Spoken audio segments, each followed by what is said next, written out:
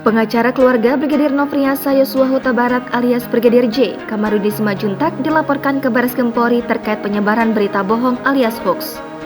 Selain Kamarudin, ex-pengacara Barada Richard Eliezer Pudiang Lumiu alias Baradae, Deoli Payumara juga dilaporkan ke Barreskrim terkait hal yang sama. Adapun laporan tersebut tertanggal 31 Agustus 2022.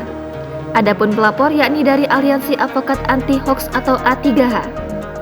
Ketua Umum Aliansi Advokat Anti Hoax atau A3H, Sakirun Chaniago, menyebut dasar pelapor yang dibuat karena kedua terlapor kerap membuat berita hoax dalam kasus kematian Brigadir J. Untuk Kamarudin, bicara antara lain di beberapa media sosial dia mengatakan ada sayatan, ada jari-jari hancur, ada tembakan, dan jeratan leher, padahal sesuai dengan hasil otopsi, hal itu tidak sesuai. Sementara itu, Sakirun mempermasalahkan pernyataan Deoli Pa yang menyebut soal LGBT, perselingkuhan antara istri Ferdy Sambo, Putri Chandrawati, dan asisten rumah tangganya yang kini juga menjadi tersangka Kuat Ma'ruf, hingga Ferdy Sambo seorang psikopat. Zakirun melanjutkan, seharusnya percayakan saja kepada pihak kepolisian yang tengah menyidik kasus tersebut dan tidak membuat spekulasi yang bisa menggiring opini publik.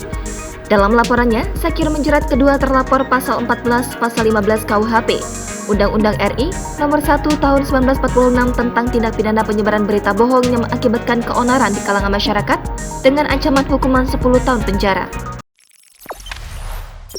Jangan lupa subscribe, share, komen, dan like ya!